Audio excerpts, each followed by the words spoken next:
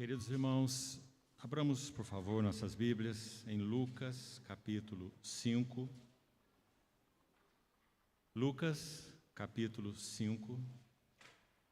Vamos ler uma sequência de textos. Gostaria, então, de pedir bastante atenção dos irmãos. Lucas, capítulo 5, verso 1. Aconteceu que, ao apertá-lo a multidão para ouvir a palavra de Deus, estava ele junto ao lago de Genezaré e viu 2 barcos junto à praia do lago. Mas os pescadores, havendo desembarcado, lavavam as redes. Entretanto, em um dos barcos, que era o de Simão,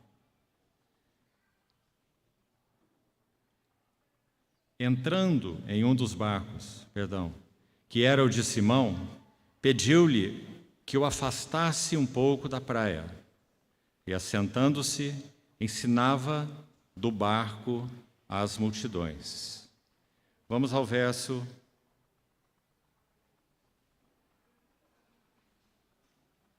12. Aconteceu que, estando ele numa das cidades, veio à sua presença um homem coberto de lepra. Ao ver a Jesus, prostrando-se com o rosto em terra, suplicou-lhe: Senhor, se quiseres, podes purificar-me. E ele, estendendo a mão, tocou-lhe, dizendo: Quero, fica limpo. E no mesmo instante lhe desapareceu a lepra. Vamos a um terceiro evento, uma terceira cena, no verso 17. Ora, aconteceu que num daqueles dias estava ele ensinando e achavam-se ali assentados fariseus e mestres da lei, vindos de todas as aldeias da Galiléia, da Judéia e de Jerusalém. E o poder do Senhor estava com ele para curar. Vieram então uns homens, trazendo em um leito um paralítico, e procuravam introduzi-lo e pô-lo diante de Jesus. Vamos ao verso 27. Passadas estas coisas, saindo viu um publicano chamado Levi, assentado na coletoria, e disse-lhe: Segue-me. Ele se levantou e, deixando tudo, o seguiu. Aqui já temos uma quarta cena neste capítulo. 4 eventos. Verso 33.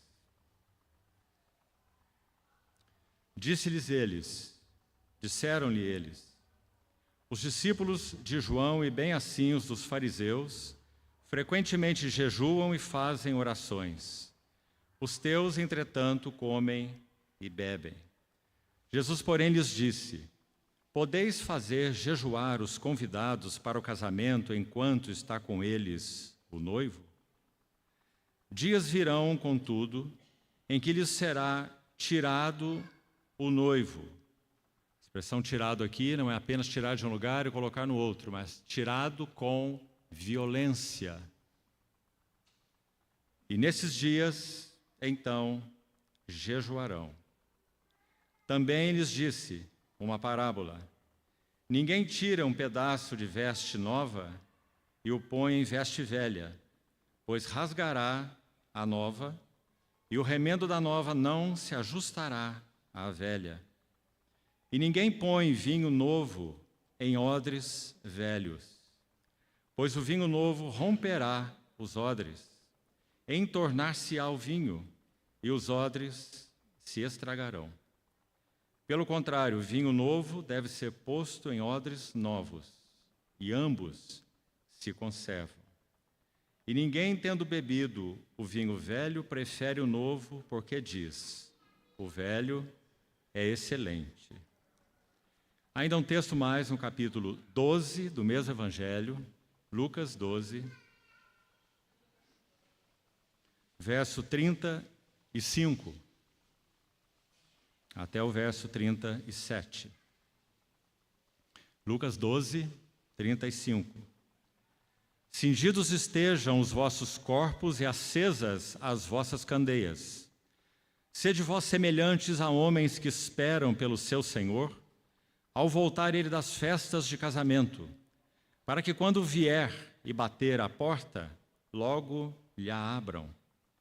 Bem-aventurados aqueles servos a quem o Senhor, quando vier, os encontre vigilantes. Em verdade vos afirmo que ele há de cingir-se, dar-lhes lugar à mesa, e aproximando-se, os servirá. Finalmente, capítulo 19, no mesmo Evangelho, versos 11 a 13. Lucas 19, verso 11. Ouvindo eles estas coisas, Jesus propôs uma parábola, visto estar perto de Jerusalém, e lhes parecer que o reino de Deus havia de manifestar-se imediatamente. Então disse: certo homem nobre partiu para uma terra distante, com o fim de tomar posse de um reino e voltar. Chamou 10 servos seus, confiou-lhes 10 minas e disse-lhes: negociai até que eu volte. Vamos orar.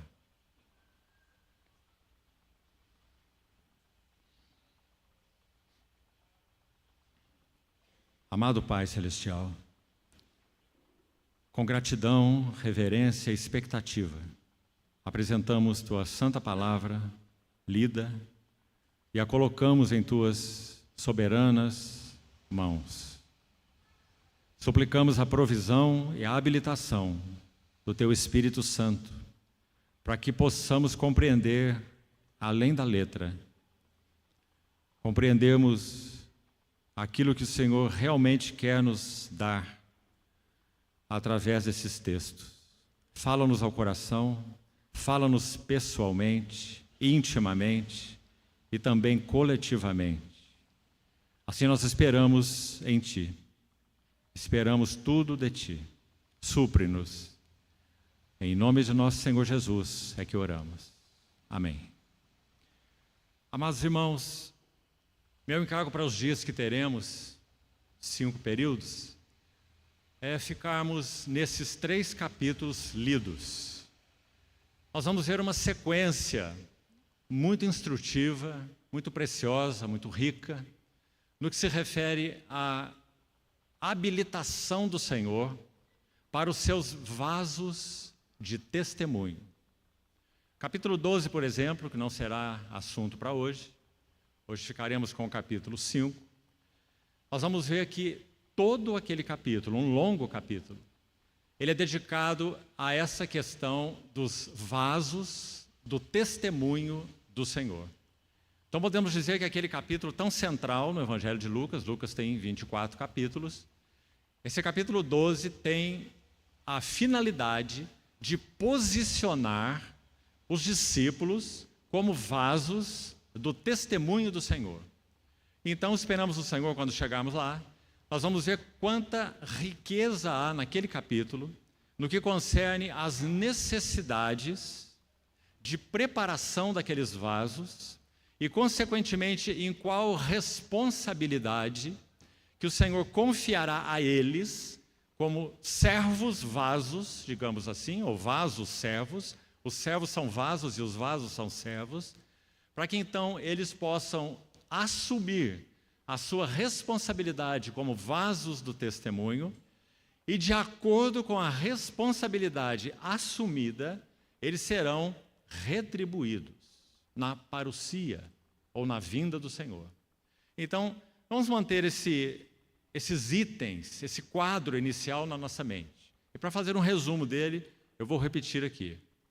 No capítulo 5 de Lucas, será nosso alvo para essa noite, provavelmente exclusivamente essa noite.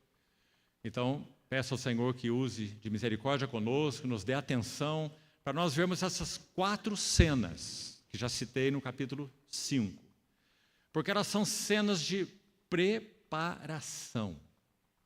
Capítulo 5 de Lucas, repetindo então, uma vez mais, aborda a preparação de vasos novos para conterem o vinho novo. Não é assim que o capítulo 5 termina? Os irmãos atentaram para a parábola que nós lemos? Digamos que ela é a coroa, ela é o clímax do capítulo 5. Depois de Lucas ordenar os 4 cenários juntos, e nós vamos ver por quê, e vamos ver a beleza do progresso que há aí, após fazer isso, ele coroa esse capítulo 5. Então ele está coroando esse assunto da preparação de vasos novos para conter o vinho novo, porque ninguém põe um vinho novo em odres velhos. Essa talvez tenha sido a primeira de todas as parábolas proferidas pelos lábios do Senhor. Veja a importância disso. Você sabe que a primeira menção na Bíblia de qualquer assunto, qualquer verdade, qualquer conceito, qualquer ideia, estabelece na palavra de Deus um princípio de interpretação. Todo primeiro é extremamente importante na Bíblia. A primeira palavra, a primeira menção de uma palavra, amor, graça, verdade, ou seja o que for, estabelece o princípio sobre o qual o Espírito Santo alongará e destrinchará esse ensino por todas as outras escrituras, onde esse termo, essa ideia, esse conceito, essa verdade aparecer. Graças a Deus por essa autoconsistência da palavra de Deus. Ela se interpreta. E ela então, a partir de uma primeira menção, ela faz uma própria evolução. Verdade sobre verdade, luz sobre luz. A vereda do justo é como a luz da aurora, que vai brilhando mais e mais até ser dia perfeito. Isso é verdadeiro com relação à palavra de Deus também. Então, no capítulo 5, nós temos a primeira parábola proferida pelo nosso Senhor Jesus. Então, ela é de extrema importância. E mais uma vez lembrando, ela está coroando os 4 cenários que vamos compartilhar nessa noite, que tratam da preparação dos vasos novos para conter um vinho novo, para quê? Para a sua autossatisfação? Não. Para o testemunho do Senhor. Guarde isso. Então, capítulo 12, para termos o quadro geral primeiro, e também repetindo, então, uma vez mais, o capítulo 12 posiciona de uma maneira única. Que o Senhor nos ajude no estudo e meditação dele quando chegar o momento oportuno. Ele é um capítulo que posiciona os discípulos como vasos do testemunho do Senhor, alertando sobre perigos específicos. Primeiro, o Senhor, naquele capítulo 12, menciona 2 elementos que destroem o testemunho do Senhor na vida dos vasos ou dos servos. Quais são esses elementos? Hipocrisia e avareza. Capítulo 12. Veja a contundência desse capítulo. Agora, após o Senhor tratar sobre esses 2 inimigos terríveis que destroem o testemunho do Senhor nos vasos, preparados por Ele, cheios com vinho novo, mas que podem ter, na sua jornada, destruído o testemunho do Senhor quanto a si. Então ele diz, acautelai-vos do fermento dos fariseus, que é a hipocrisia. Veremos a tempo isso. Depois, novamente, no mesmo capítulo 12, tende cuidado e guardai-vos de toda e qualquer avareza, porque a vida de um homem não consiste na abundância de bens que ele possui. Porque o Senhor selecionou, e Lucas registra pelo Espírito Santo nesse capítulo, a hipocrisia e a avareza. Será que foram coisas aí que vieram na cabeça de Lucas e ele colocou no papel? Ou será que o Espírito Santo está mencionando os 2 elementos mais destrutivos do testemunho do Senhor nos vasos que ele chamou e separou? Sim, ele está. Então, a partir daí, ele desenvolve o assunto entrando num tema muito delicado, caro, doce ao nosso coração, que é o assunto das ansiedades e dos cuidados do Pai Celestial para aqueles que lhe pertencem. numa sequência imediata. Hipocrisia, avareza, tudo está no capítulo 12. Ansiedades. Porque quando há de alguma maneira lugar em nosso coração para esse assunto da avareza tomar lugar, um descontentamento, um anseio por mais, por muito mais, o resultado imediato são ansiedades.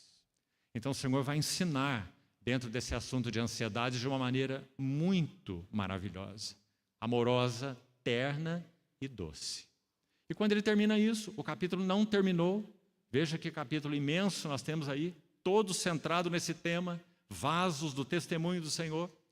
Quando ele conclui esse tópico ligado a ansiedades e os cuidados do Pai Celestial, ele então entra em mais uma parábola, chamada a parábola do servo vigilante. Então aí, quando estivermos mais ao final desse período todo que teremos, nós queremos mencionar especificamente esse par, que peça ao Senhor que chame a atenção de todos os nossos corações, em função da iminência da vinda do nosso Senhor. E esse par é responsabilidade e retribuição. Isso nós vamos encontrar na parábola do servo vigilante, Lucas 12, e vamos encontrar na parábola das minas, Lucas 19. Eu gostaria de colocar tudo que vamos compartilhar nessas 5 sessões debaixo de um título. E o título está aí no capítulo 19, verso 13. Uma importante frase nesse versículo. E a frase é: negociai até que eu volte. Negociai até que eu volte. Então o Senhor vai falar da responsabilidade dos vasos que foram preparados para o seu testemunho. Lucas 5. E finalmente, avançando pelo capítulo 12 e indo ao capítulo 19, nós temos essa frase que também culmina toda a ideia, desde o capítulo 5. Qual é a ideia? Negociai até que eu volte. 1 mina para cada servo, 10 minas, 10 servos, vasos do testemunho do Senhor. Meus irmãos, enquanto nós cantávamos esse último cântico, tão precioso, o Rei da Glória, o Rei dos Reis, e nós cantamos a última estrofe sem instrumentos, para que ouvíssemos bem a voz da congregação. Isso não é um antegozo do que nós teremos naquele dia? Milhões de milhões, milhares de milhares, em torno do trono, dizendo: digno és. Meus amados irmãos, nós estamos vivendo certamente, seguramente, ouça, por favor, um irmão mais velho aqui. Nós estamos vivendo nas últimas badaladas do relógio de Deus. Antes que o nosso Senhor Jesus rasgue os céus e mostre de novo a sua face para aqueles que o aguardam. E cremos que inicialmente só para aqueles que o aguardam, que serão então tomados por ele, arrebatados até o trono, quando Satanás será lançado na terra e haverá na terra grande tribulação. Meus amados irmãos, que o sentido de Maranata ele possa crescer e crescer de tal forma nos nossos corações, que tudo em nossas vidas pessoais, relacionais, serviçais, em todos os níveis, na igreja e com relação ao mundo, nosso serviço ao mundo, possa ser ordenado debaixo desse Maranata. Vem, nosso Senhor. Então, o capítulo 12 e o capítulo 19, especialmente, eles estão focados nesse assunto. 2 parábolas. Servo vigilante, o rei que vai para as festas de casamento, e então ele retorna e vai ter com os seus servos. E eles devem estar vigilantes para que quando ele bater a porta, logo, uma palavra importante, prontidão, logo lhe abram. Então aquela cena maravilhosa, que não quero me adiantar aqui. Vamos deixar isso para quando chegarmos no capítulo 12. E a mesma coisa no capítulo 19. chama aqueles vasos que, de acordo com a linguagem de Lucas, como estamos vendo, eles estão sendo preparados desde o capítulo 5, que vamos deter nessa noite. E quando chegamos lá naquele capítulo 19, com a mesma ideia, ele vai encarregar cada servo com uma mina e vai dizer: negociem, negociem, até que eu volte. Então, preparação, responsabilidade e retribuição. Vamos guardar essas 3 palavras durante todos esses tempos que teremos juntos. Preparação, responsabilidade, retribuição.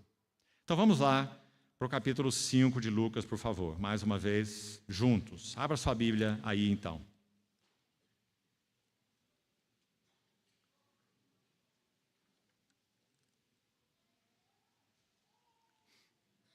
Ouça com atenção. Os relatos registrados em Lucas capítulo 5, os 4 cenários, os 3 últimos seguem uma ordem cronológica. Você vai ver a mesma ordem para a sua conferência aí, no Evangelho de Marcos e no Evangelho de Mateus. A mesma ordem. Então é uma sequência cronológica. Vá olhando aí enquanto compartilhamos. Qual é essa sequência? Começando do segundo evento. A cura do leproso, segundo o registro de Mateus, ocorre imediatamente depois do Sermão do Monte. Nós vamos ver por que um detalhe lindo a respeito dessa cura aí ter sido feita imediatamente após o Senhor concluir o Sermão do Monte. Então nós temos aí o segundo relato, preste atenção, é a cura do leproso. O terceiro relato, ou terceira cena, se quiser, é a cura do paralítico, em Cafarnaum. E o quarto cenário é o chamamento de Mateus, o autor do Evangelho de Mateus, Levi. É o quarto cenário. Então, esses 3 cenários acontecem em ordem cronológica. Agora, o primeiro deles, ouça bem, que é chamado como um subtítulo aí, que você sabe, não faz parte do texto inspirado, mas é uma maneira de nos ajudar a referir ao evento, né? É chamado de pesca milagrosa, ou de pesca miraculosa, ou de pesca maravilhosa, não é isso? Esse primeiro evento, só Lucas registra. Então nós vamos começar com ele, preste atenção no motivo disso. Nosso querido irmão, nos ajudou já hoje pela manhã com João, capítulo 1. E você se lembra o que aconteceu lá? O primeiro encontro do Senhor com Simão. Esse que está aqui no capítulo 5 de Lucas, nessa pesca chamada maravilhosa. João capítulo 1 registra esse encontro no qual o Senhor olha para Pedro. Aquela palavra olha ali tem um sentido muito particular. É um olhar perceptivo, é um olhar profundo, não é apenas um olhar casual. Então diz que quando André, o irmão de Simão, ele busca o seu irmão, André busca o seu irmão Simão e o leva até Jesus, dizendo a ele: achamos o Messias. Então diz que o Senhor Jesus olha, com esse olhar que já citamos, para Simão e diz 2 frases apenas. Tu és Simão, tu serás chamado Cefas, que quer dizer uma pedra, ou chamado Pedro. Não é? Esse é o primeiro encontro. O primeiro ano do ministério de Jesus é chamado por muitos estudiosos, e assim o é, muito claro nas Escrituras, também nosso irmão tocou em algo hoje pela manhã sobre isso, é chamado de o ano da obscuridade. Nosso Senhor exerceu um ministério de 3 anos e meio sobre a terra. Sabemos disso e temos certeza por causa do Evangelho de João, que registra 3 Páscoas. Então, nosso Senhor viveu e serviu em seu ministério durante 3 anos e meio, uma vida de serviço.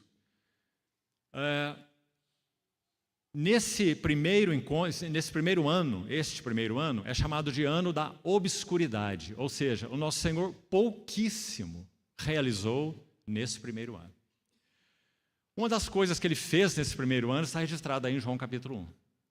João Batista está ali com seus discípulos, 2 deles são citados em especial, um deles é André, o outro deles é João, o evangelista. O João, irmão de Tiago, filho de Zebedeu. Eram discípulos de João chamado Batista. Quando então João Batista aponta para o Cordeiro de Deus, eles passam a seguir o Cordeiro. perguntam para ele onde ele mora. E ele diz: vinde e vede. E ficaram com ele, sendo aquela a hora 10ª. Passaram aquele resto de dia com o Senhor. Então André busca o seu irmão Simão, o traz até Jesus, e então o Senhor diz para ele a frase que já citamos: o tu és e o tu serás. Está vendo o processo aí tão claro, tão lindo? Tu és Simão, instável. Tu serás pedra, estável. De instável para estável. Tu és Simão, tu serás Cefas. Esse foi o primeiro encontro. Agora escute bem. Não há em João capítulo 1 um chamado para o discipulado. Preste atenção. Então ali o Senhor não está convocando a eles para serem os seus discípulos em tempo integral. Ou seguirem após ele, andarem após ele. Então faça a sua consulta, registra aí essa cronologia. Quando você vai a Marcos 1 e Mateus 4, então você tem o chamado para o discipulado, que é quando o Senhor diz assim: vinde após mim, e eu vos farei pescadores de homens. Esse é o chamado para o discipulado. E tanto Mateus quanto Marcos concluem esse relato como, você se lembra? Então eles, deixando imediatamente as redes, o seguiram. Tanto Mateus quanto Marcos. Então aí está o chamado para o discipulado em tempo integral. Então primeiro o encontro em João capítulo 1, quando eles continuaram exercendo seus ofícios, mas o Senhor já os havia chamado. Depois o chamamento em Marcos 1 e Mateus 4, vinde após mim, eles deixaram as redes, imediatamente o seguiram. E então, por um motivo que não sabemos, porque não está registrado na Bíblia, eles voltam à pesca. Como nós sabemos que eles voltam à pesca? Por causa de Lucas capítulo 5. Lucas capítulo 5 não é o registro de Marcos 1 e de Mateus 4. Em Marcos 1 e Mateus 4, eles estão lançando as redes ao mar, porque eles eram pescadores. Em Lucas 5, eles pescaram, não apanharam nada, estavam lavando as redes. Os eventos são muito distintos. E o que ocorreu com Pedro, registrado em Lucas 5, não há nada disso, nem em Marcos 1 e nem em Mateus 4, certo? Então, definitivamente, é um evento distinto. Então, é o terceiro evento. João capítulo 1, o primeiro encontro: tu és Pedro, tu és Simão, tu serás chamado Cefas, primeiro encontro. Segundo, vinde a mim, após mim, e eu vos farei pescadores de homens. E eles abandonaram a rede e seguiram o Senhor. Mas por algum motivo eles voltaram à pesca. Então o Senhor vai intervir. E aqui temos o primeiro cenário maravilhoso. Vamos compartilhar um pouco sobre ele e vamos colocá-lo dentro desse tema maior que nós já citamos: preparação dos vasos para o testemunho do Senhor. E se esses vasos são chamados, no final do capítulo 5, de odres novos, para conter um vinho novo, então precisamos entender o que isso significa para entendermos esses 4 relatos. Então, de novo, ouça com atenção. Quando o Espírito Santo desceu no Pentecostes, narrado em Atos capítulo 2, há uma expressão ali muito sugestiva com relação a esse assunto do vinho novo. E você certamente conhece esse relato. Eles começaram a falar em outras línguas, línguas as quais aqueles que vieram de outras várias regiões ao redor, nações, compreendiam que eles estavam falando nas línguas deles, nas suas línguas maternas, línguas deles. Por isso foi uma maravilha naquele dia, porque eram simples pessoas que falavam grego koiné, mal falado, e agora estavam falando línguas que aqueles que vinham de outras nações estavam compreendendo. E eles estavam falando sobre as grandezas de Deus, como Lucas registra no livro de Atos. Agora, quando aquelas pessoas os viram, alguns deles os viram, eles diziam assim: estão embriagados. Não é esse o relato? Aquela palavra embriagados, na língua original, é muito específica. Literalmente significa: estão cheios de vinho novo. Ou, segundo a tradução de um erudito chamado Young, estão cheios de vinho doce. Vinho doce nada mais é do que um vinho novo. É um vinho que ainda não passou pelo processo completo de fermentação. Então ele é um vinho doce, ou é um vinho novo. E o vinho doce, ou novo, ele embriaga muito rápido, porque ele é doce, não é? Então, quando eles viram aquilo, diziam, estão cheios de vinho novo, ou de vinho doce. Não sabiam, achando que eles estavam embriagados, mas estavam dizendo uma verdade maravilhosa. Eles estavam mesmo cheios do vinho novo. Só que esse vinho novo foi explicado por Pedro em Atos capítulo 2. Ele diz, eles não estão embriagados, sendo esta a terceira hora do dia. Eles estão cheios do Espírito Santo. Então, ele descreve a descensão do Espírito e prega a pessoa e obra do nosso Senhor em Atos capítulo 2, e o resultado nós sabemos qual foi. 3.000 almas foram batizadas. Então, é muito evidente que esse vinho novo é uma figura, então, do Espírito Santo. Muito claro. Agora, o Senhor está usando nessa parábola a mesma expressão. Ele está dizendo que esse vinho novo não se coloca em odres velhos. Nós vamos ter que seguir com esse capítulo todo hoje, para que possamos abordar tudo que o Senhor tem nos concedido, assim tendo a mim, esse tempo juntos. Então não vamos ter tempo para tantos detalhes. Mas se você estudar aquela parábola, você vai ver que os odres velhos se refere exatamente à religião dos escribas e fariseus. Aquele odre era um odre que não tinha nenhuma condição de conter um vinho novo. Era um odre completamente deformado.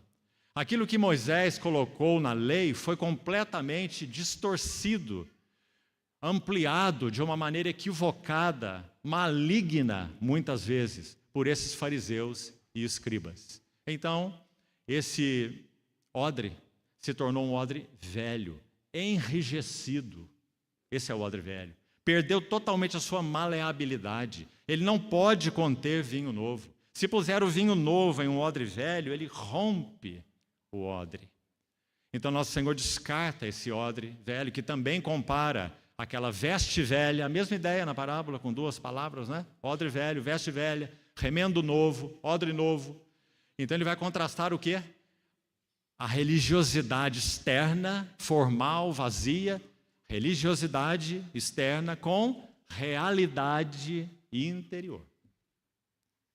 Nosso Senhor fez isso durante seu ministério todo. Realidade interior, religiosidade externa. Então ele faz isso nessa parábola. Agora, quando então Lucas reúne esses três eventos, três seriam naturais porque são cronológicos, como falamos, mas o primeiro não.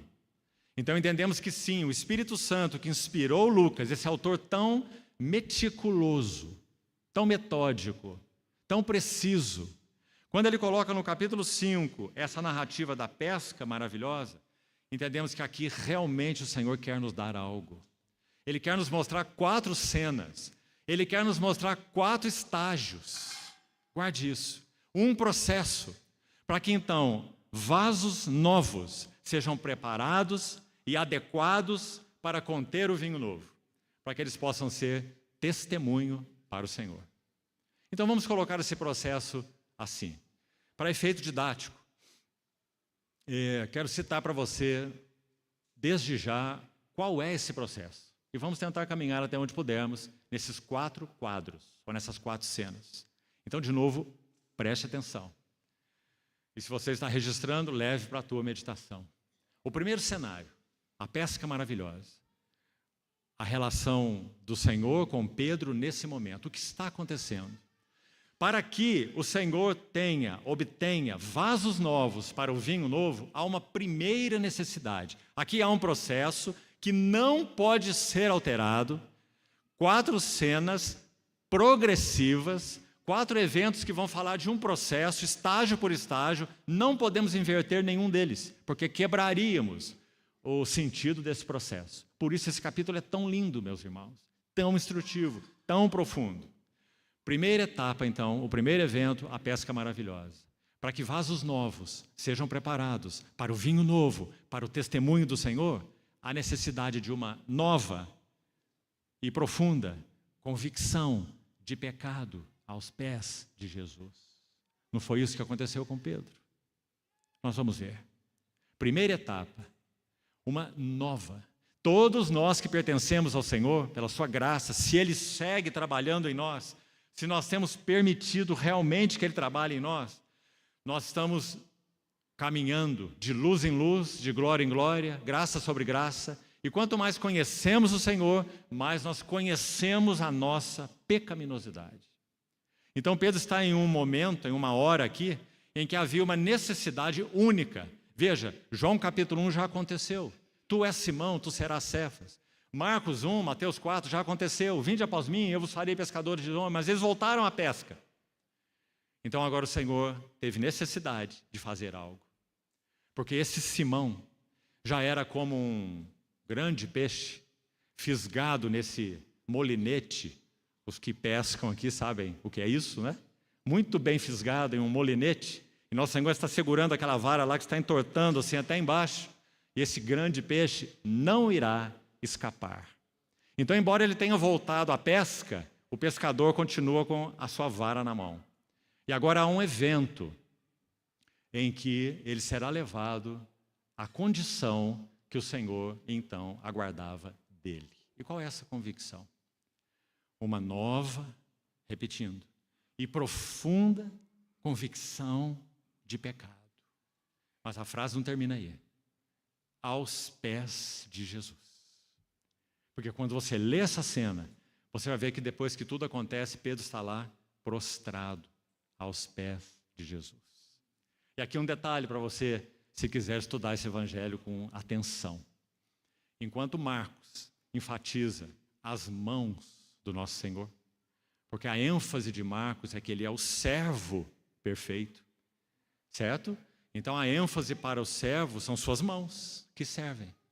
Lucas enfatiza, ao contrário de Marcos, Lucas enfatiza os pés do nosso Senhor Jesus. E se você ler esse evangelho buscando as referências onde os pés do Senhor são manifestadas, você vai ficar maravilhado. Lembra-se de Maria aos pés do Senhor? É só Lucas que registra. Lembra quando está ressuscitado e diz, vede as minhas mãos e os meus pés, que sou eu mesmo. Lembra daquele endemoniado gadareno, depois de liberto, encontrado, lúcido, vestido e aos pés do Senhor Jesus? Só Lucas registra que ele estava aos pés do Senhor Jesus. Porque a ênfase de Lucas é a respeito dos caminhos desse homem segundo o coração de Deus. O homem perfeito, o vaso, o odre em que Deus se deleita. Então, meus irmãos, o Senhor vai buscar esse Simão, que de alguma maneira, depois de ter abandonado as redes, volta às redes. E o que acontece? Resumindo essa história, você tem o texto aí, e enquanto compartilho, você pode, se quiser, avaliar algumas coisas. Primeira coisa importante, nosso Senhor estava sendo apertado por aquela multidão que queria ouvir a palavra de Deus. Assim começa o capítulo 5. Imagina aquela multidão apertando o Senhor e o Senhor na praia. Rapidamente ele ia parar dentro d'água, não é? Porque é dito que a multidão o apertava para ouvir a palavra de Deus. Então o que ele faz? Ele vê um barco que não era dele. Aliás, o barco não era dele, a casa em Cafarnaum não era dele, a casa era de Pedro, não é? Porque ele não tinha onde reclinar a sua cabeça. Então ele vê aquele barco e ele pede o barco emprestado. Entra no barco, Simão entra com ele, claro. Certamente André estava com ele, talvez mais alguns funcionários. Então ele pede que o barco seja afastado da praia um pouco.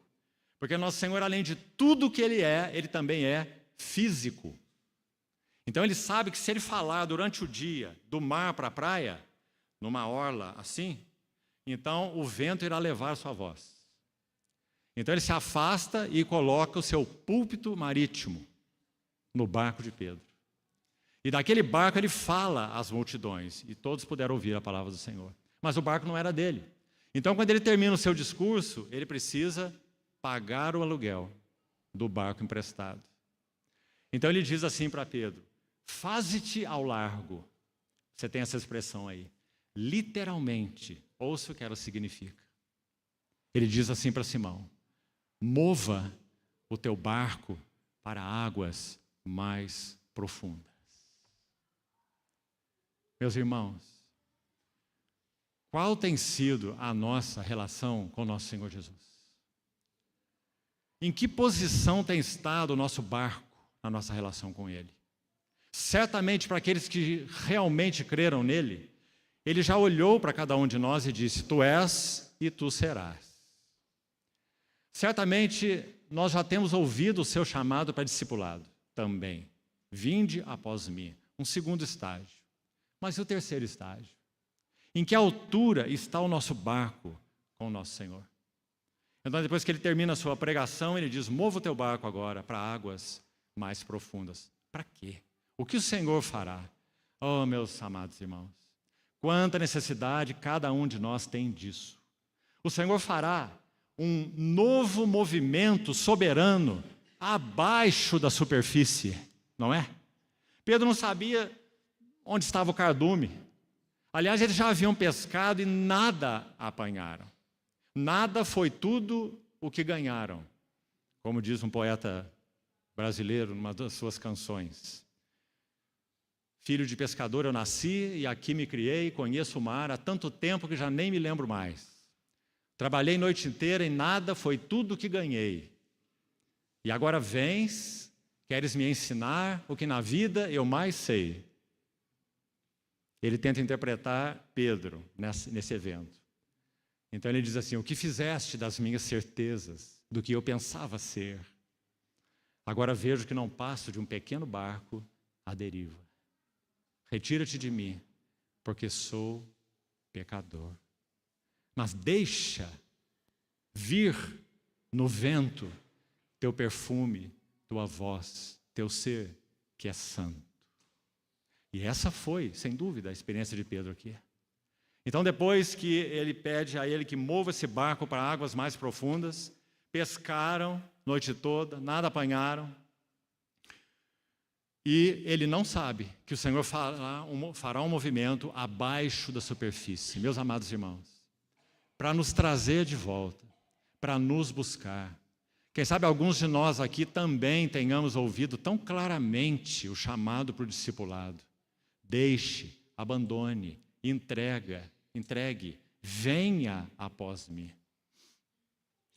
Mas quem sabe por algum motivo voltamos à pescaria. Mas então o Senhor intervém e vai fazer um movimento nos bastidores. Pedro não está vendo nada, não está sabendo de nada, mas o Senhor está fazendo um novo movimento abaixo da superfície. Ele está enviando o cardume para a rede. Aliás, quando o Senhor dá a ordem para Pedro lançar a rede depois de uma pesca sem obter nada, ele dá uma ordem no plural. Você vai ver isso nas versões mais acuradas. A versão King James, a versão de Darby, a versão de Young e várias outras. O Senhor dá uma ordem no plural: lançai as vossas redes. Mas então Pedro diz: mestre, nós temos pescado toda a noite e nada apanhamos. Mas sob a tua palavra eu lançarei a rede no singular. E não as redes, como está aí na maioria das versões, mas sim a rede. Então, digamos que Pedro prestou uma meia obediência. E ele chamou o Senhor de mestre. Veja essa palavra aí. Na língua original, epistates, significa um capitão. Aliás, Pedro já teve 2 encontros com o Senhor. O Senhor já olhou para ele, lá em João 1, o Senhor já disse: vinde após mim e eu vos farei. É uma palavra do Senhor, é irrevogável. Eu vos farei pescadores de homens. Mas então, apesar do Pedro o reconhecer como um mestre, ele ainda carece de um encontro mais profundo com o Senhor. E aí você vai ver 2 palavras importantes nesse relato, que também gostaria que você destacasse. Ela está aí, busque ela aí. Primeiro ele diz: mestre, epistates. Tendo pescado toda a noite, nada apanhamos. Mas quando então aquilo acontece, o Senhor faz um novo movimento soberano abaixo da superfície. Para quê? Para que no interior de Pedro ocorra um novo encontro com a glória do Senhor. Meus amados irmãos, todos nós carecemos disso. Como nosso irmão mencionava também pela manhã, a ênfase do Evangelho de João: vimos sua glória. O que Paulo diz em 2 Coríntios 3,18, lembra-se? Todos nós com um rosto descoberto, contemplando, ainda que por espelho, a glória do Senhor, nós somos transformados. De glória em glória, na mesma glória que Ele tem. E quem realiza isso em nós? Pelo Espírito do Senhor. 2 Coríntios 3,18. Não é assim?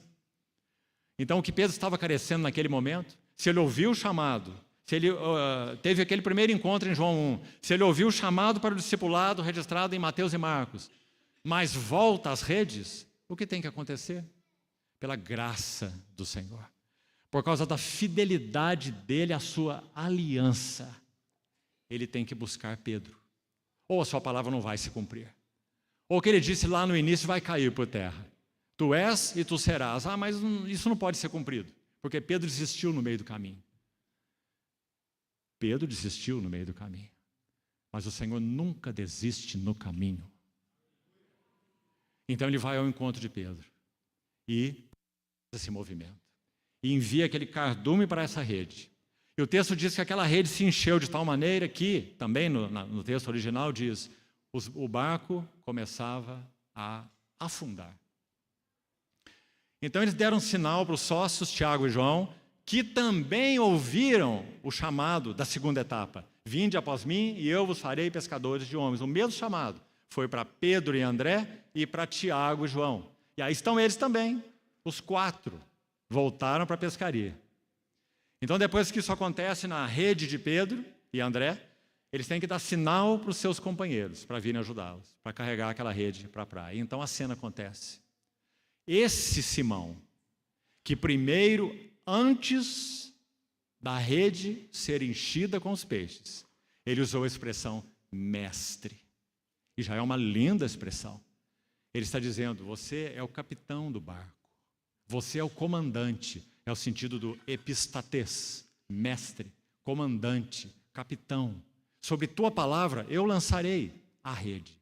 Mas agora, irmão, depois de tudo acontecer, não tem mais capitão, não tem mais comandante. Agora é Senhor. Retira-te de mim, porque eu sou um pecador. Vamos tentar ler o que estava no coração de Pedro. É como se ele dissesse assim, há 1 ano atrás, porque aí está, Lucas 5, 1 ano, desde João capítulo 1. Tu és Simão, tu serás Cefas. Vamos tentar ler então o que estava no coração de Pedro. Mais ou menos assim. Senhor, há 1 ano tu me buscaste. Tu me disseste com os teus lábios, você será uma pedra. Mas quando eu olho para mim, eu só vejo instabilidade. Desista de mim. Deixa-me. Porque eu sou um pecador. Mas, meus amados irmãos, o Senhor nunca desistirá daqueles que Ele chamou.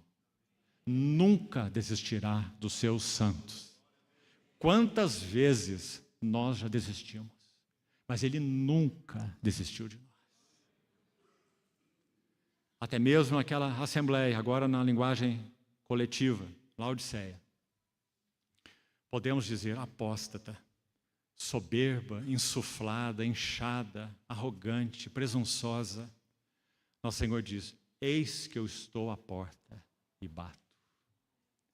Se alguém ouvir a minha voz e abrir a porta, eu entrarei, cearei com ele e ele comigo. Então, depois que Simão tem essa experiência, nada mais resta para ele. É dúbia essa frase de Pedro. Você percebe, irmão?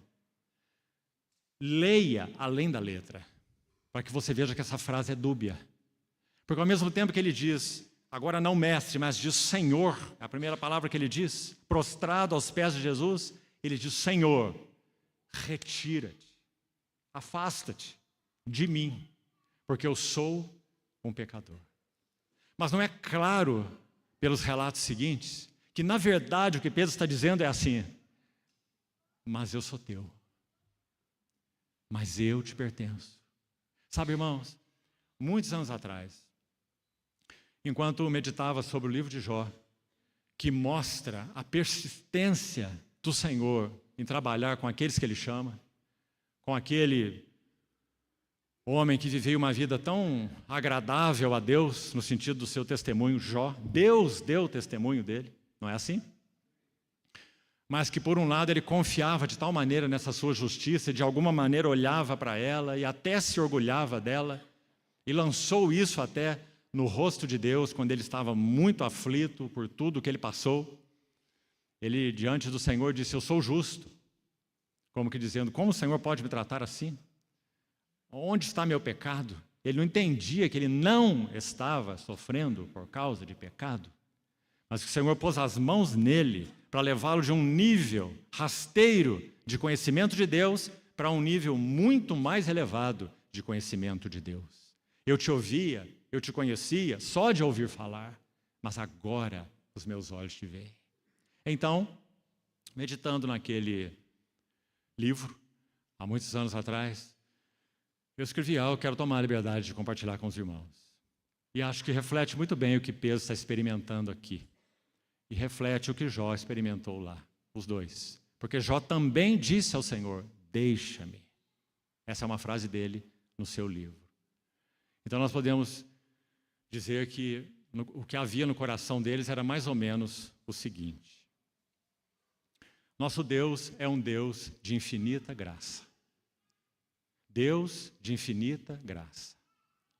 Tu disseste que sou feitura tua, um poema teu. Fascina-me ver-te escrevê-lo, explorando os abismos do meu nada, como um fogo. E embora intimidado pela tua luz, ver-me conquistado pelo teu calor.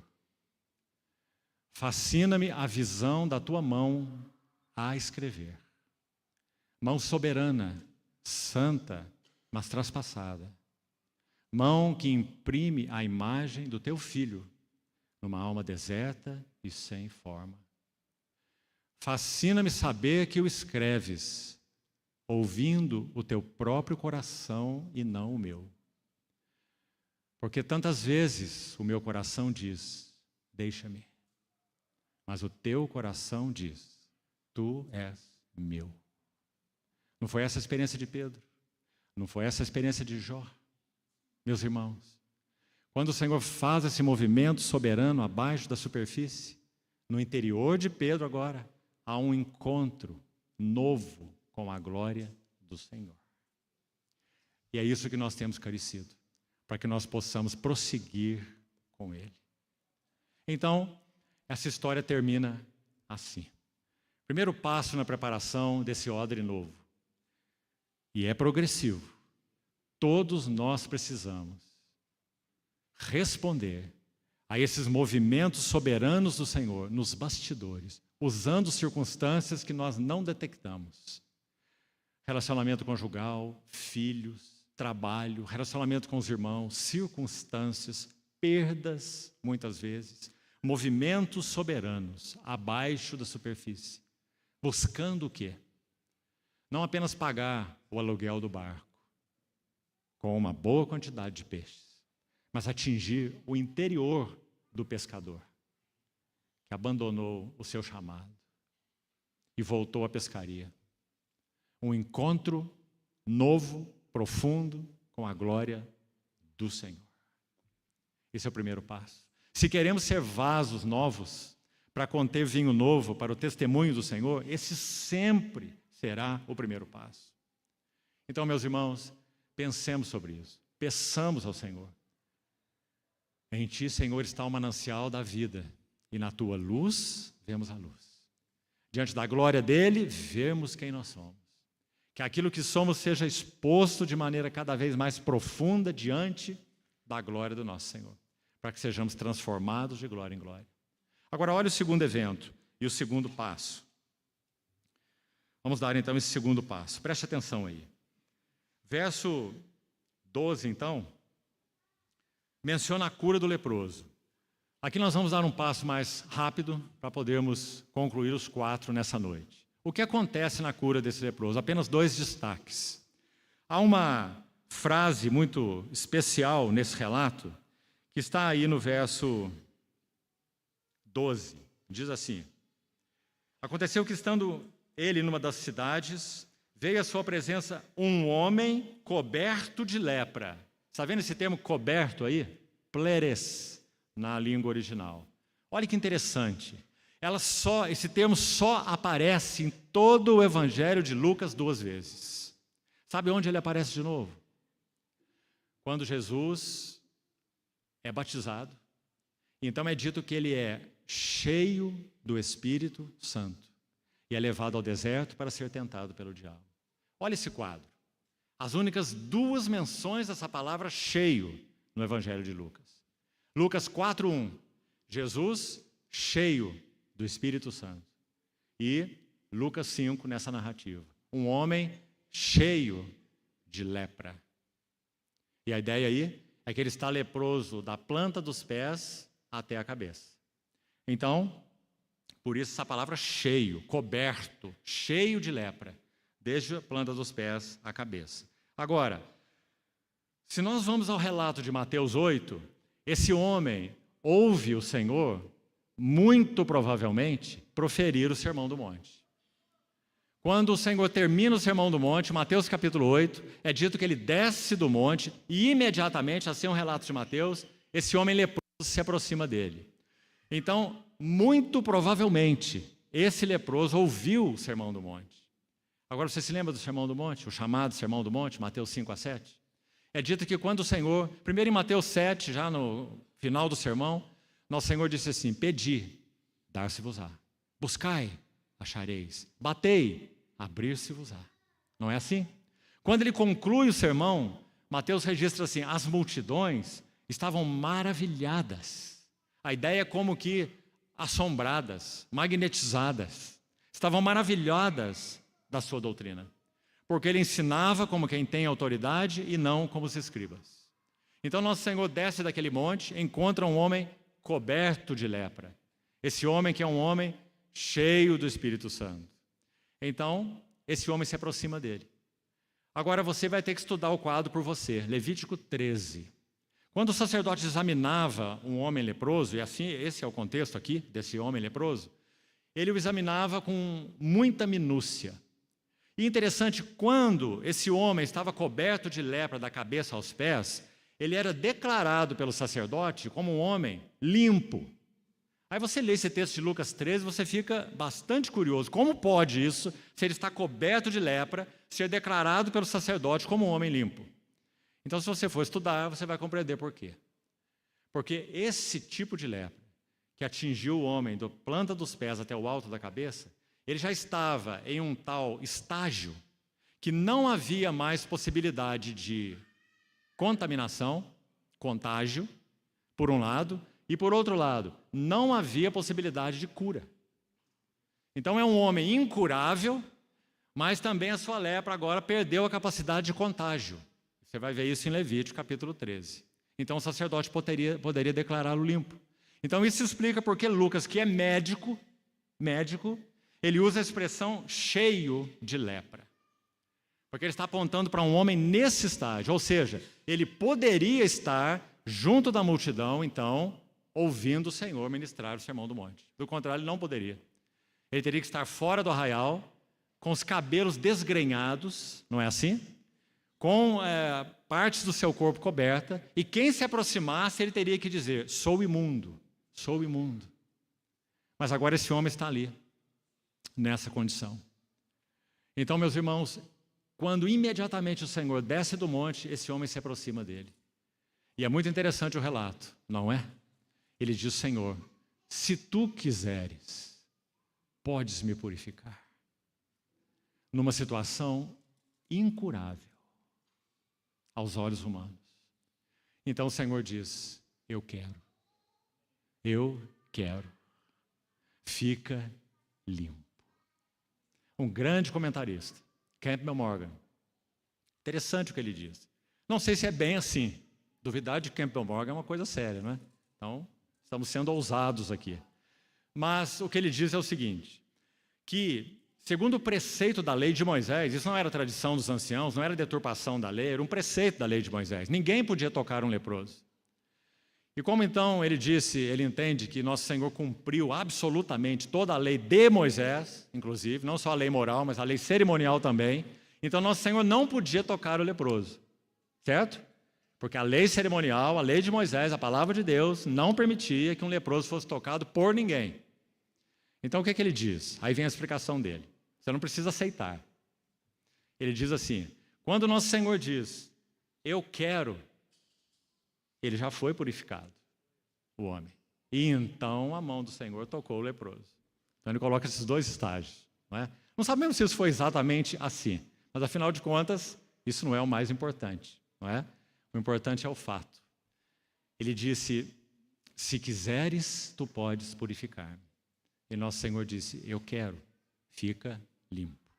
E imediatamente, então, ele foi limpo da sua lepra. Agora, uma frase aqui, ainda que eu gostaria de destacar. Quando nosso Senhor diz, eu quero, fica limpo, nós temos um segundo estágio nessa preparação dos vasos novos.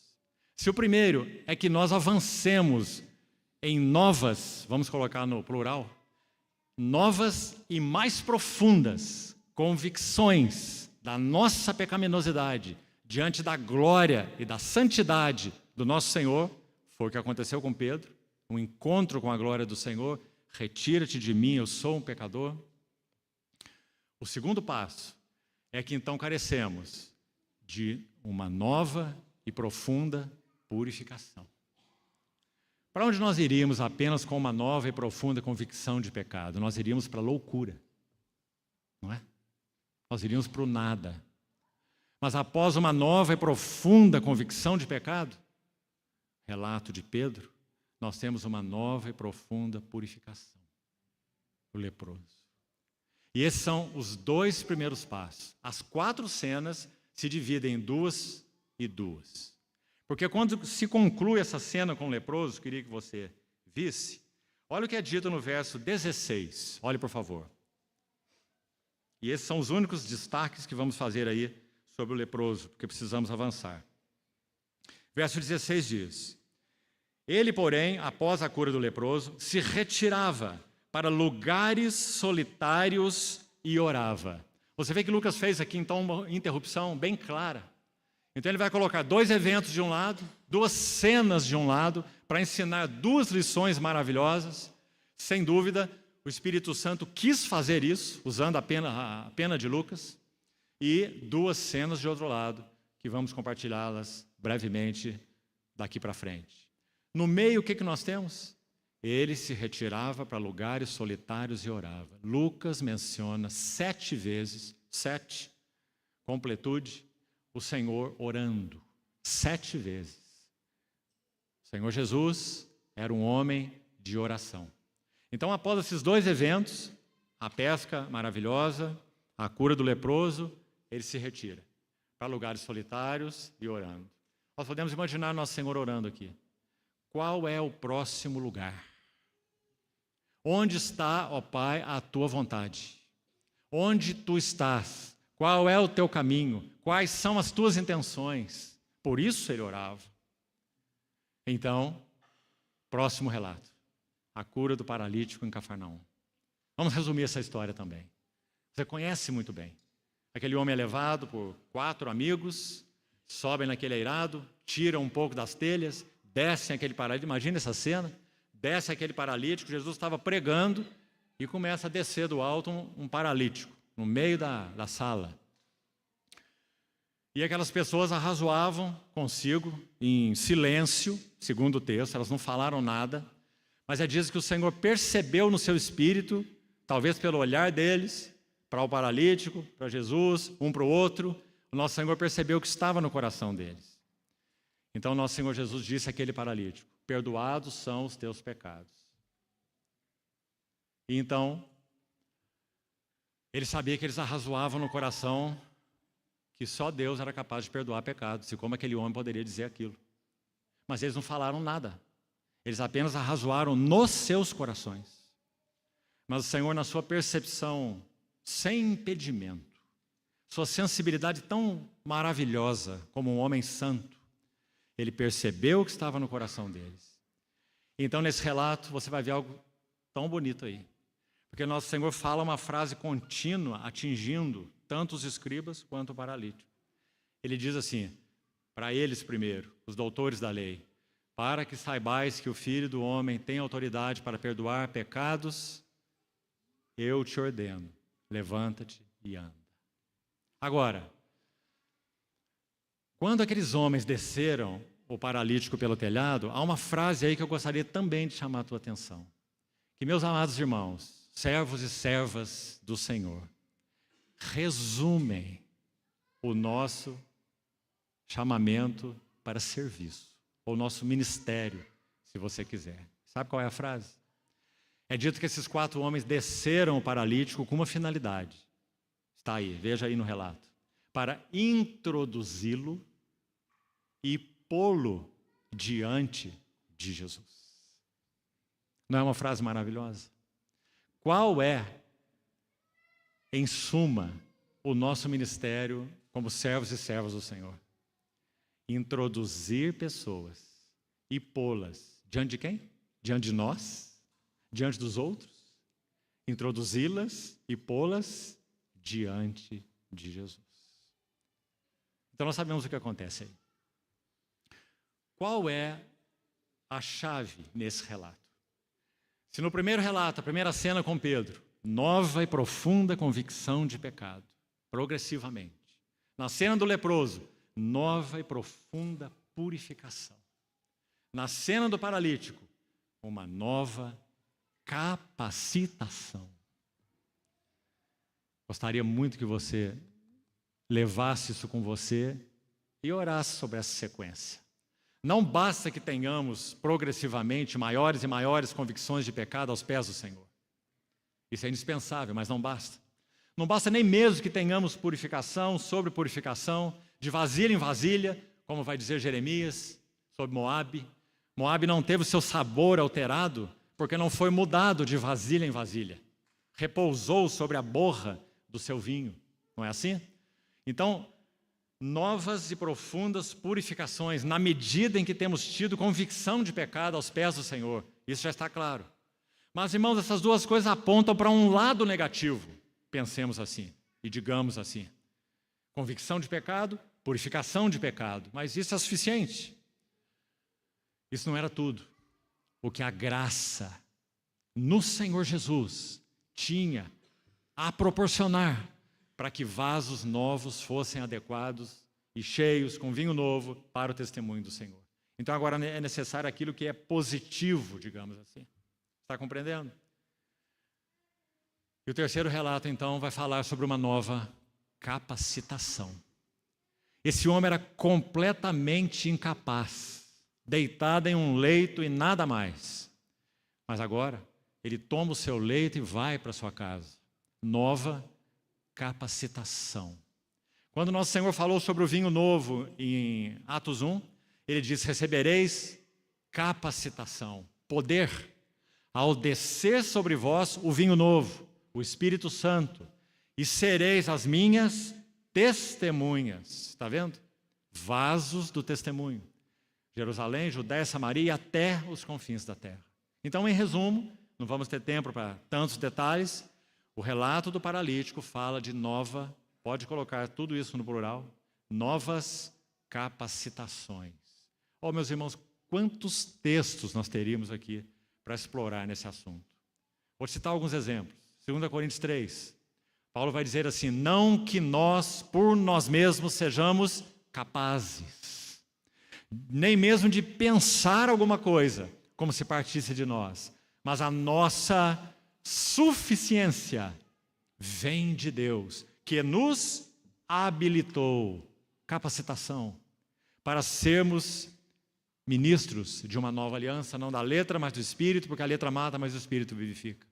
2 Coríntios capítulo 3, versos 5 e 6. Habilitação. Então não basta essa profunda convicção de pecado aos pés do Senhor. É o primeiro passo indispensável. Não basta nem mesmo essa nova e mais profunda purificação. Lembra de Isaías 6, a brasa que foi tirada do altar e tocou os lábios impuros, que Isaías disse que tinha. Sou um homem de lábios impuros, um profeta, e habito no meio de um povo de impuros lábios. Isaías já havia proferido vários ais para a nação de Israel, não é? No capítulo 5 de Isaías, muitos ais sobre a injustiça, a iniquidade, a perversidade. Mas o que acontece em Isaías 6? O que aconteceu com Pedro em Lucas 5. Isaías tem um encontro novo com a glória do Senhor. No ano da morte do rei Uzias, eu vi o Senhor assentado num alto e sublime trono. Santo, santo, santo é o Senhor. Ai de mim, vou perecendo. Sou digno de morte, é a ideia no hebraico. Sou digno de morte, porque os meus olhos viram o Rei, o Senhor dos Exércitos. Mas então agora Isaías se cala e a provisão vai ser feita. Porque quanto a ele, sou digno de morte. Mas ele é o profeta chamado pelo Senhor. E o Senhor cumpriria os seus propósitos na vida de Isaías. Então, um dos serafins, aquele que estava na visão dele, em volta do trono, clamando santo, santo, santo é o Senhor, com seus pés e rosto coberto. Ele tira uma brasa do altar e toca os lábios de Isaías. E diz, a tua iniquidade foi perdoada e tirado o teu pecado. Você vê o mesmo processo aqui em Lucas 5. Convicção de pecado, purificação. Os dois primeiros relatos. Então agora Isaías pode falar de novo. Porque Deus falou, a quem enviarei? E quem há de ir por nós? Quem? Aqueles que tiveram um encontro com a glória do Senhor. Do contrário, todo o nosso ministério será profissional, sem o encontro com a glória do Senhor. A quem enviarei e quem há de ir por nós? O Senhor continua buscando cooperadores, vasos de testemunho.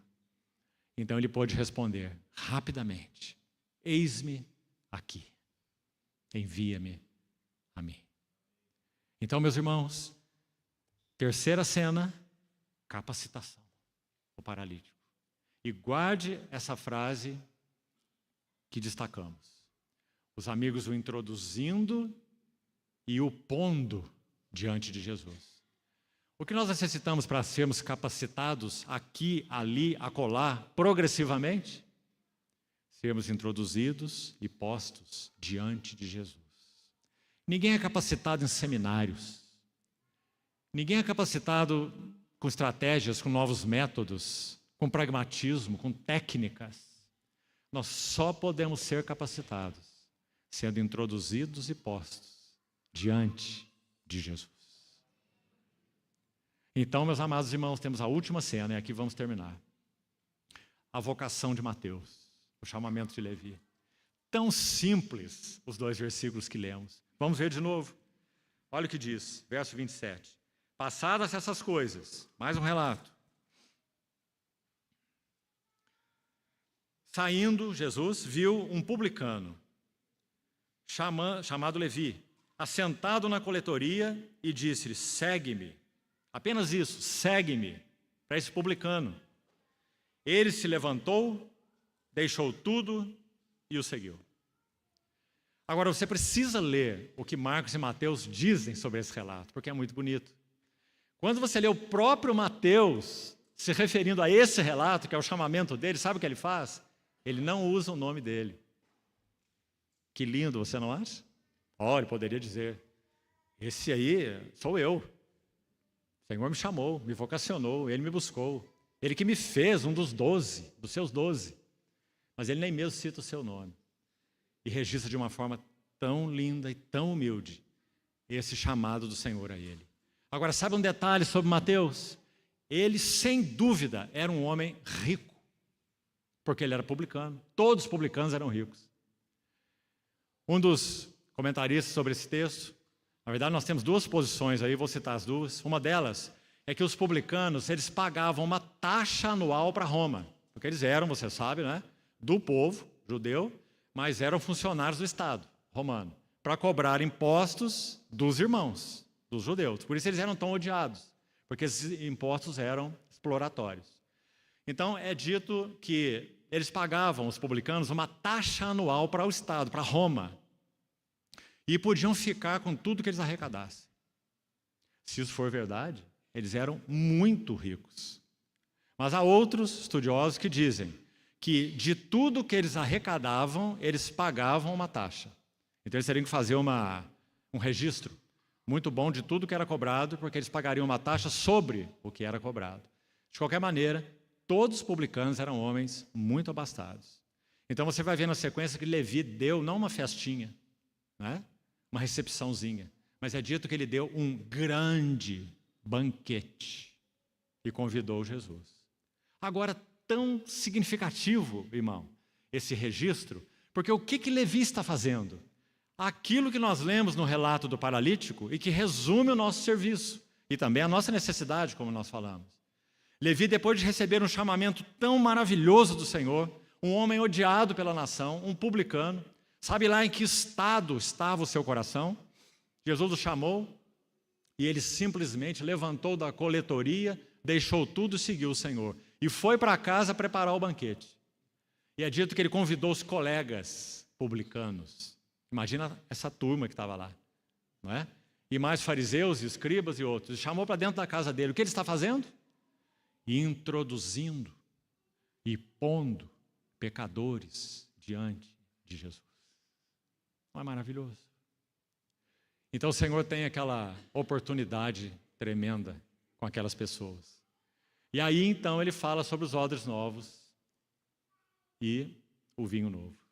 E os odres velhos e o vinho velho.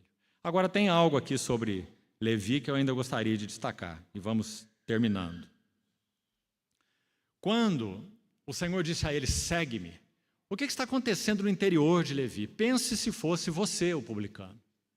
A não ser que algo estivesse ocorrendo no seu interior e que o chamado, a presença, a pessoa, a palavra do Senhor tenha sido de tal forma contundente, arrasadora para o coração de Levi ou Mateus, ele nunca faria o que ele fez, porque ele está deixando tudo. Agora, meus irmãos, não é apenas a questão de deixar tudo. Outra nota que eu gostaria de destacar aqui. Ele está colocando tudo aos pés de Jesus. Sua casa, seus bens, e chamando as pessoas, introduzindo-as e pondo-as aos pés de Jesus. Meus irmãos, esse é o uso mais bendito que podemos fazer da nossa casa e dos nossos bens. Que nossa casa e nossos bens existam para introduzir pessoas e pô-las diante de Jesus. Do contrário, elas não têm finalidade, senão autointeresse. Então essa expressão tão linda aí, segue-me, ela contém tanto por trás dela. Na verdade, podemos dizer que o Senhor está dizendo para Levi, seja meu companheiro, segue-me, tem esse significado. Agora, sabe o que é interessante? Quando você vai ao primeiro relato, na chamada pesca maravilhosa, nosso Senhor, o Espírito Santo, através de Lucas, usou esse termo companheiros. Quando é dito que aquela rede se enchia de peixes, eles tiveram que fazer sinal para os seus companheiros do outro barco. Você se lembra desse termo lá, no capítulo 5? A palavra, na língua original, metokos, companheiros, sabe o que significa? Ser alguém que partilha serviço, ou seja, um sócio, como é dito lá, não é? Tiago e João eram sócios de Pedro e André. Então, essa é a palavra, um dos sentidos da palavra metorros, companheiros, sócios, que partiram de uma função, mas olhe mais, a mesma palavra é aplicada para os que partilham de uma mesma dignidade. Olhe que lindo. Então, em Hebreus, talvez, só talvez, o livro de Hebreus tenha sido escrito por Lucas. Talvez. Lucas seja o autor de Hebreus. Ele usa essa palavra de modo muito especial, se foi ele que escreveu. De qualquer maneira, isso é fato, né? Essa palavra é usada de maneira muito especial no livro de Hebreus. É dito assim, Hebreus capítulo 3, santos irmãos que participais de uma vocação celestial. Hebreus 3:1. A palavra para participar lá é esta aí, companheiros. De novo, no capítulo 3 mesmo de Hebreus, verso 14. Vós vos tendes tornado participantes de Cristo. De novo, é a mesma palavra. Participantes de Cristo em que sentido? Cristo é Cristo e nós somos nós. Como nós participamos de Cristo? E a ideia é participar da sua dignidade. A ideia é participar da sua glória. Pedro usa esse termo, aliás, escrevendo aos Tessalonicenses. Fomos chamados para alcançar a glória, dignidade, glória do nosso Senhor Jesus Cristo. Então, meus irmãos, segue-me, tem esse conteúdo. E não há dúvida, olhando para a resposta de Levi, que ele compreendeu. Porque ele deixou tudo e seguiu o Senhor. E colocou tudo o que ele tinha a serviço do Senhor. Então essa é a história com Levi. E finalmente, para terminarmos, aqui. Nosso Senhor então profere essa parábola. Encerramos com ela esses 4 eventos. Ele diz, quando foi repreendido ou questionado por aqueles fariseus, publicanos que estavam na casa de Levi, que os discípulos dele não jejuavam. E então eles perguntam, os discípulos de João Batista jejuam, mas os seus discípulos, na verdade acho que eles queriam dizer, são comilões e beberrões, né? Mas para não dizer assim, eles disseram, comem e bebem, porque Jesus mesmo foi chamado de beberrão, né? E amigo de pecadores. Então nosso Senhor diz assim, podem os convidados, e que linda palavra é essa também, meus irmãos, porque aí você vai pelo capítulo 5 todo de novo. O que ele fez com Pedro, o que ele fez com o leproso, o que ele fez com o paralítico e o que ele fez com Levi. Então ele vai dizer, podem os convidados jejuarem, enquanto está com eles, preste atenção, o noivo. Olha, escute isso. Em Lucas 3, batismo no Jordão, Jesus Cristo é o odre em que Deus se deleita. Este é o meu filho amado em quem me compraz. O odre único. Nosso Deus, Deus o Pai, não tinha 2 odres, 3 odres, 4 odres. Ele tinha um odre. Tu és o meu filho amado em quem me compraz. Lucas 3. Ele é o odre em que Deus se deleita. Lucas 4. Ele é o odre da palavra, não é? Ele é o que abre Isaías 61 e lê aquele texto. O Espírito do Senhor está sobre mim. O odre da palavra, cheio do Espírito Santo, para proclamar libertação aos cativos, evangelizar os pobres, apregoar o ano aceitável do Senhor. O odre deleitável, no capítulo 3, o odre da palavra, no capítulo 4, e no capítulo 5, o que ele é? O noivo. O noivo. Enquanto está com eles o noivo, eles não irão jejuar. Mas quando for tirado, como já dissemos, a palavra tirado aí, tirado com violência, uma referência à sua morte na cruz. Quando o noivo for tirado com violência, então eles jejuarão. Uma palavra sobre isso para terminar. Meus irmãos, enquanto o Espírito Santo estiver encontrando lugar em nossas vidas para operar esse processo descrito nessas 4 cenas, convicção de pecado mais profunda, purificação mais profunda, habilitação mais completa e, finalmente, quanto a Levi, um novo interesse. Depois de uma nova capacitação, paralítico, um novo interesse, uma nova ocupação. Deixou tudo e o seguiu. Enquanto o Espírito Santo encontrar lugar para operar isso em nós, e quanto mais isso for profundo em nós, o que acontecerá conosco? Hoje, o noivo está presente ou o noivo está ausente?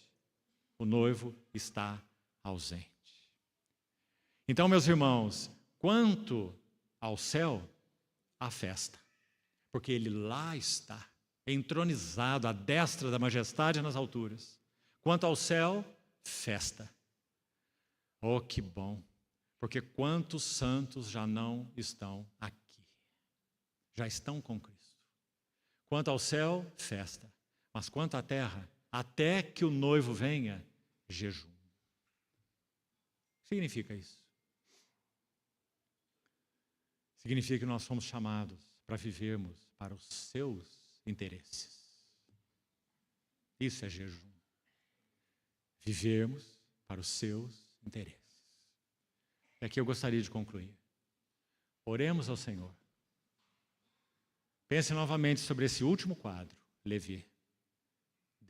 levantou-se, deixou tudo e o seguiu. Levi foi tocado no cerne do cativeiro do homem. Qual é o cerne do cativeiro do homem? Autointeresse. Viver para mim, viver por mim, viver de mim. Autointeresse. Se tudo está bem para mim, se tudo está bem no meu arredor mais íntimo, minha esposa está muito bem, meus filhos estão muito bem, servindo o Senhor, meus netos estão muito bem, minhas netas estão muito bem. Cada um de vós corre pela sua própria casa, enquanto a casa de Deus permanece em ruínas. Meus irmãos, quando estudarmos Lucas 12, que começaremos amanhã, e teremos 3 reuniões em Lucas 12, um imenso capítulo maravilhoso, que contém a parábola do servo vigilante, que fala da volta do Senhor. Lucas 19, a mesma coisa, negociai até que eu volte. Então, a nota central que tocaremos aí é essa. Se nós não formos ganhos no aspecto do auto-interesse, então nós somos servos inúteis. Seremos vasos inadequados. E, meus irmãos, é certo que ouvir sobre a graça do Senhor é maravilhoso. Mas, por favor, me ouça aqui com complacência, até mesmo, acho que tem que te pedir o que eu vou te dizer. A graça de Deus não é um fim em si mesmo. A graça de Deus visa nos introduzir no governo de Deus. Compreendeu, irmão? O povo de Israel foi salvo pela graça no Egito. Sangue na porta, carne do cordeiro, julgamento do Egito, nada deles, tudo do Senhor. Graça e graça. Mas eles falharam, de tal modo que seus cadáveres ficaram prostrados no deserto. Toda a primeira geração. Porque a graça os introduziu no governo e debaixo do governo de Deus, eles falharam. 10 vezes murmuraram no deserto, a ponto de levantarem deuses para os conduzir de volta para o Egito. Auto-interesse.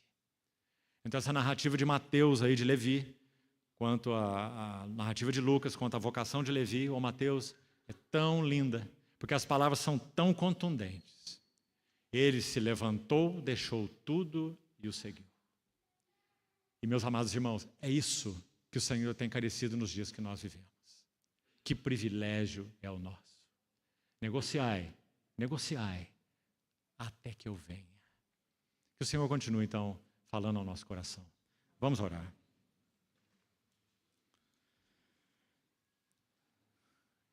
Querido Senhor, confiadamente entregamos às Tuas mãos os poucos pães e os poucos peixes, para que o Senhor, na Tua infinita graça de aliança conosco, os multiplique e superabunde os nossos corações daquilo que o Senhor quis nos dar nessa noite de comunhão. Senhor, oramos juntos, suplicando o Teu favor, para que o Senhor nos introduza a novas e profundas convicções de pecado aos pés do Senhor. Também nos introduza em experiências de mais profundas purificações daquilo que somos, Senhor. Também te pedimos que nos introduza em novas capacitações, porque sem Ti nada podemos fazer. Também te suplicamos que nos introduzas em uma nova ocupação, um novo interesse. Ó Senhor, que a oração de Teu servo, Paulo, também seja nossa. Prossigo para o alvo, o prêmio da soberana vocação de Deus em Cristo Jesus. Senhor, tira-nos de um estágio de infância espiritual e leva-nos à maturidade, respondendo, Senhor, mais plenamente à santa vocação que tivemos de Tua parte. Obrigado porque o Senhor até aqui não desistiu de nós, apesar de nós. Obrigado por tuas mãos firmes, constantes, fiéis. E te pedimos, Senhor, que assim seja, até naquele dia em que veremos o Senhor face a face. Limpa-nos, Senhor. Separa o vil do precioso em nossas vidas, para que possamos ser agradáveis a Ti. Assim nós oramos, agradecidos, no Teu precioso nome. Amém.